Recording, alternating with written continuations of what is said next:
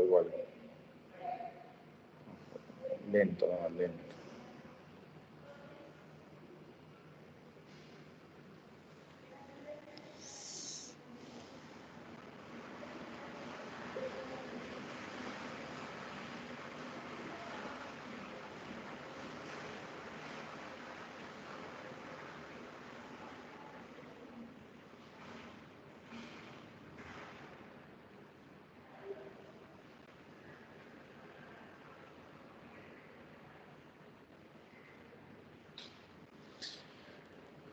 Ok, estamos en la glomerulonefritis endocapilar aguda. Sí, ya hemos revisado las tres primeras que tienen que ver más con síndrome nefrótico. Estas tienen que ver más con síndrome nefrítico, hematuria y proteinuria no glomerular. Entonces, en esta patología tiene que ver mucho con temas conocidos de las vasculitis, de la nefropatía lúpica, de la IgA, del síndrome urémico hemolítico, ¿sí? Que es una glomerulopatía que tiene una proliferación celular de tipo mesangial, ¿sí? Que afecta las áreas mesangiales y la luz capilar. Entonces ya se mete al mesangio y al capilar, ¿sí? Ya no se está metiendo tanto con la membrana basal glomerular. Entonces, si no se mete tanto con la membrana basal glomerular, probablemente no haya mucha proteinuria, tengamos una proteinuria más tubular, pero como es mesangial, vamos a tener más hematuria. Y esa es una característica de IgA, de los lupus, de la vasculitis, ¿no? Que pueden cursar inclusive con los dos. Entonces, de este punto de vista, aquí aparece la postestreptocócica. Un modelo de la proliferativa endocapilar es la famosa glomérulo postestreptocócica, ¿sí? Que tiene que ver con el antecedente de los pacientes de infección respiratoria o infección dérmica y que hacen una lesión glomerular, ¿sí? Directa por el organismo, ¿sí? De alguna manera. Pero eso se cuestionó y hoy se sabe que no es eso en realidad, es formación de complejos inmunes y que van a atacar, ¿sí? En las partes de mesangio, ¿sí? En las partes vasculares básicamente. Entonces este estreptococo piógenes, ya sea en garganta o en piel, tiene algunas cepas nefritoxigénicas, ¿no? Como la 1, la 2, la 4 y la 12, cuando son de vía respiratoria superior, y la 49, 55, 57, 60 se relacionan con la piel, ¿no? Eso no va a venir el examen, simplemente hay que saber que el estreptococo tiene variedades que orientan a lesiones en los vasos y lesiones en la piel.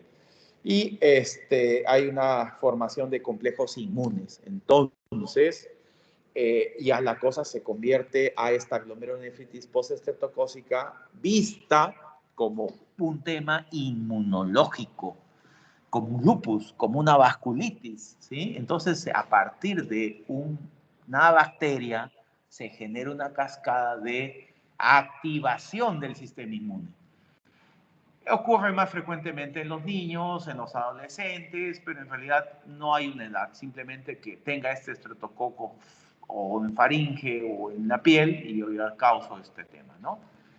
Cuando hablamos de esto, hay un periodo, igual como toda infección, de latencia, que es el inicio y hasta el desarrollo de la glomerulonefritis, generalmente 1 a 2 semanas de la faringitis. Entonces, tener cuidado con aquellas personas que después de 1 o 2 semanas, generalmente son 2 semanas, empiezan a hacer hematuria, empiezan a hacer edema, empiezan a hacer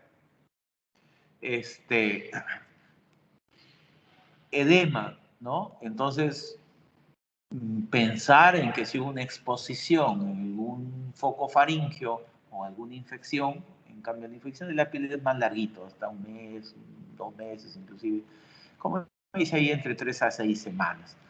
Entonces, esto pasa desapercibido porque las manifestaciones se dan después, ¿no? 2 semanas, 4 o 6 semanas, ¿no? Entonces, hay un antecedente en la enfermedad actual, toda hematuria hay que buscar hasta 4 a 6 semanas atrás. Señor, ¿y usted notó orina espumosa? ¿Y usted notó orina rojiza? Porque esa es la macroscópica, pero pudo haber microscópico, ¿no?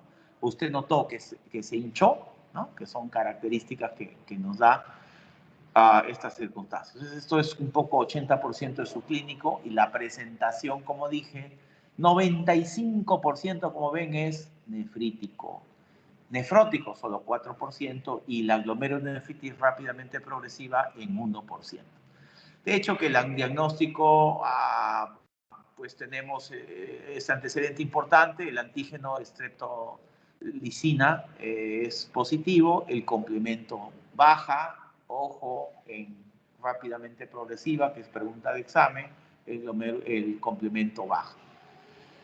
Y generalmente cuando uno ya asume de que esto es por una infección, pues la biopsia no deberíamos hacerla, ¿no? En el hospital nosotros biopsiamos todo, ¿no? Todo, porque es el correlato clínico patológico.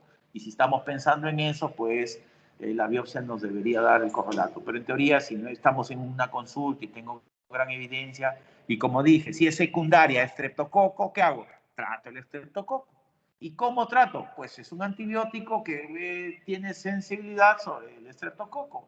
Y lo más común y buena, digamos, sensibilidad, pues es las penicilinas, ¿sí? Dentro de ellas la bencetínica. Si tiene edema, pues puedo poner diuréticos. Si tiene hipertensión, trato con antihipertensivos, ¿no? Entonces eso va a depender de cómo va el caso y si está rápidamente progresiva y me ataca la función renal, pues sí puedo llegar hasta inclusive la diálisis, pero es el tratamiento complementario, no es que ese sea el tratamiento del aglomérulo, ¿no?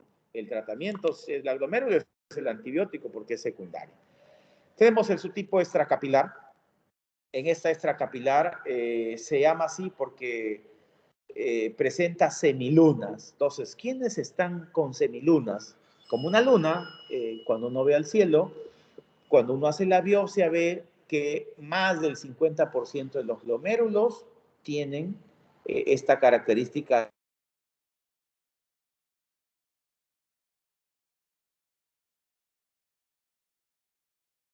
de rápidamente progresiva, creatina 1, creatina 2, creatina 4, a diario. Y la intervención, obviamente, terapéutica, hay que tratar de identificar la causa secundaria. Estas rápidamente progresivas o de tipo extracapilar con semilunas, esa es la palabra clave, semilunas, van mal, evolucionan a la enfermedad renal crónica en días, meses o semanas, no van bien.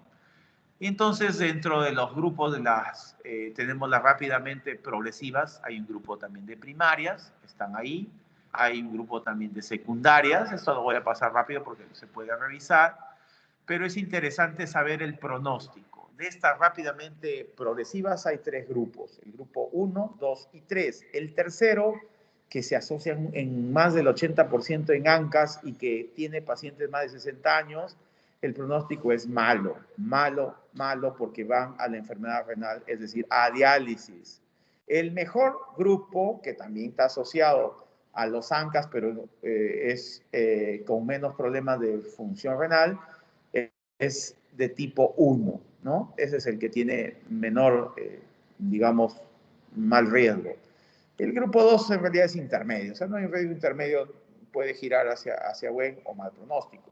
El tratamiento en realidad es sintomático, si hay anemia, hay que tratar la anemia, si encontramos infiltrados alveolares. ¿Por qué? Porque justo este grupo, el severo, el grupo 3, se presenta muchas veces como el síndrome pulmón-riñón, que tiene que ver con las rápidamente progresivas y con las extracapilares, y en función a vasculitis, la mayoría de estos casos. Entonces, tener en cuenta esta posibilidad, y si hay posibilidad de biopsiar, urgente es la biopsia.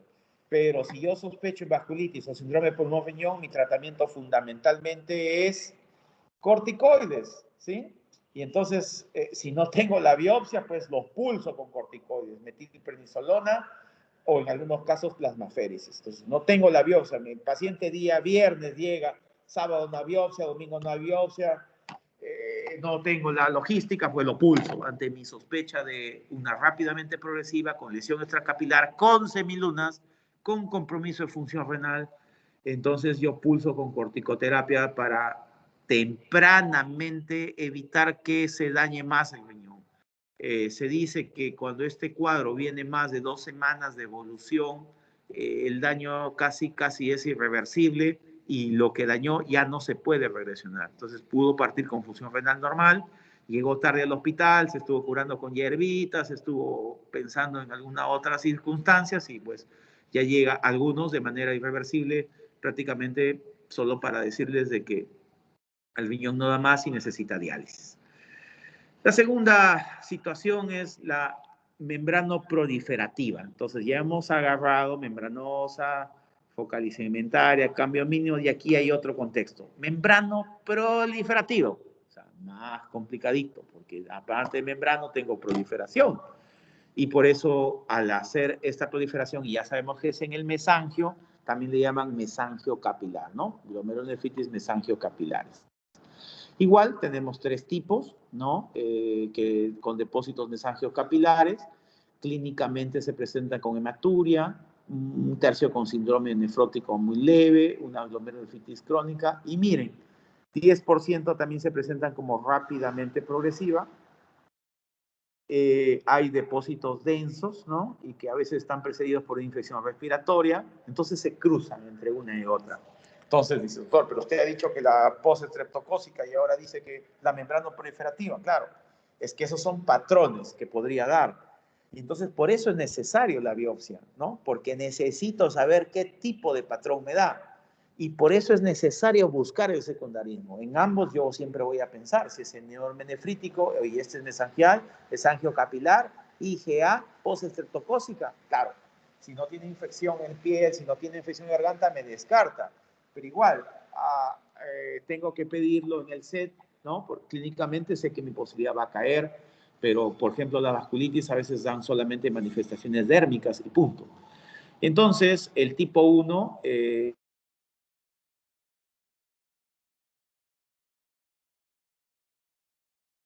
aquí dos o las tres tienen un pronóstico no muy bueno.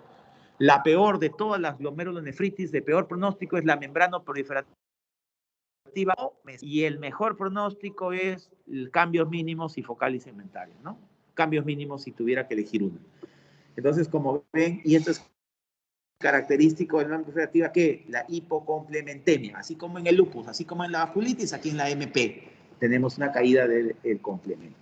Esto es una progresión lenta, no es como la rápidamente progresiva, aunque un 10% ya vimos que puede tener cursar, pero el 90% progresa lentamente y se dice que en 5 o 10 años, más de la mitad, en 50% se van a diálisis. Hay criterios desfavorables, los que tienen pues hipertensión, mayor edad, los glomérulos esclerosados, la presencia de semilunas, de hecho, ¿no? Un síndrome nefrótico grave e importante. La nefropatía por IgA, su nombre dice, debe haber depósitos de IgA en mesangio, ¿sí? Porque era dentro de las mesangiales, había hematuria y había síndrome nefrítico. Entonces se caracteriza por depósito difuso y generalizado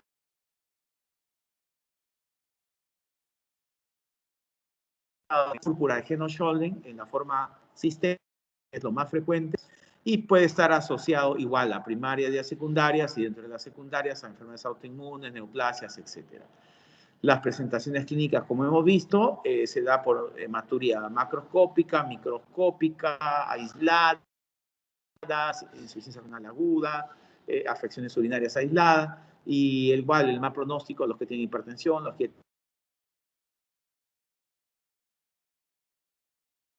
tienen insuficiencia renal, la proteinuria, críticos, los pronósticos malos.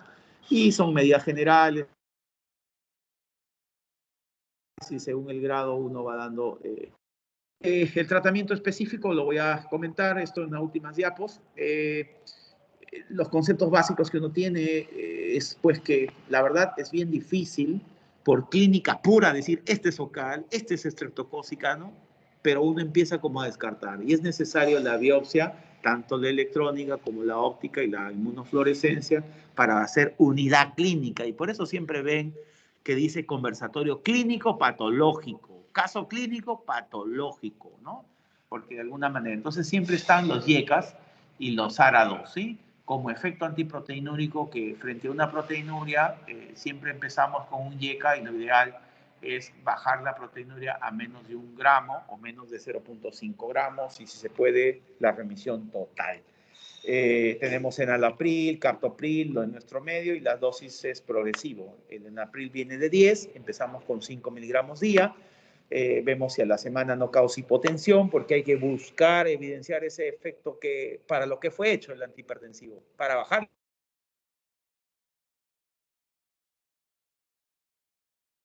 Pero si bajar más y va a ser falla renal, pues, entonces aplica para pacientes normotensos que tienen proteinuria. ¿Okay? Y si tengo injuria renal aguda, tampoco les doy, porque ya sabemos que los IECAS y los ARA2 no se pueden dar en injuria.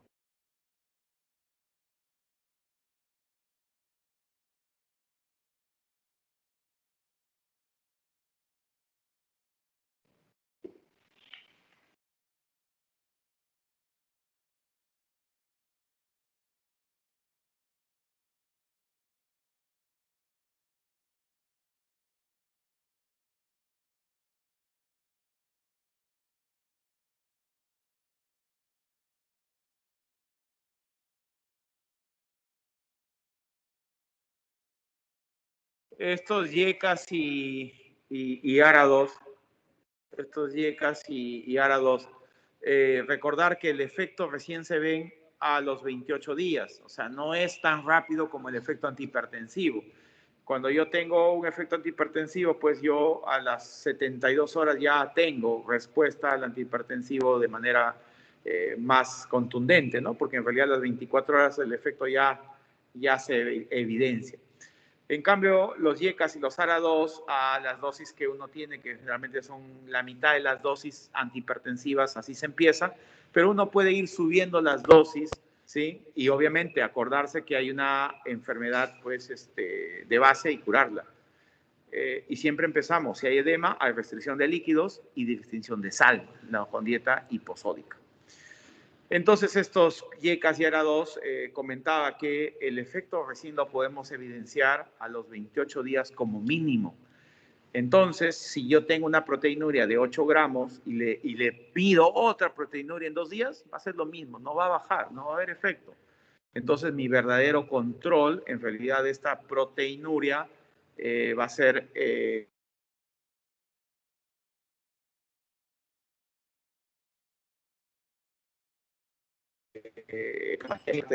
las presiones arteriales más o menos se mantengan entre 125 sobre 75, 130 sobre 80, de acuerdo al grado de proteinuria que uno intenta controlar. Entonces, el uso de los IECAS y ARA2 pues, no es pues, lo máximo. Hay un efecto de reducción de la proteinuria, como ven, si es membranosa, un 35%, si es membranosa proliferativa, un 60%, un 30%, no es 100%. Entonces, no soñemos que vamos a tener cierto efecto.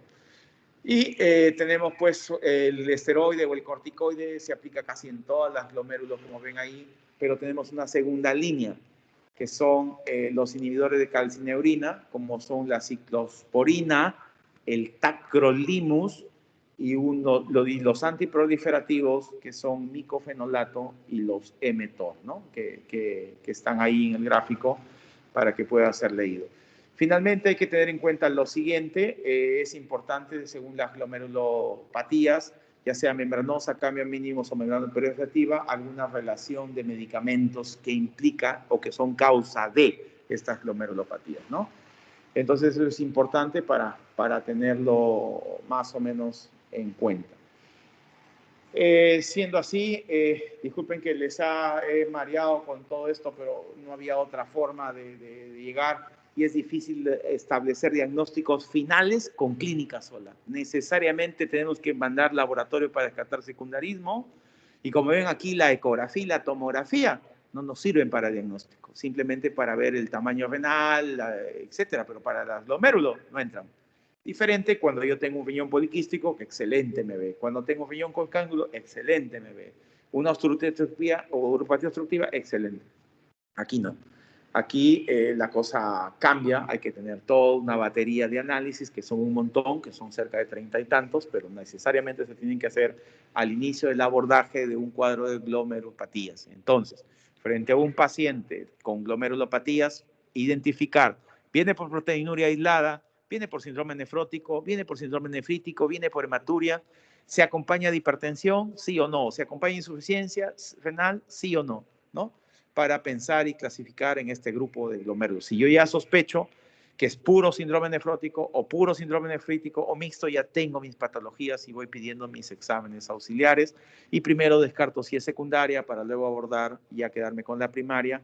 Y en todos, en realidad, deberíamos hacer la biopsia renal para saber el patrón, no la causa, el patrón de daño y el pronóstico.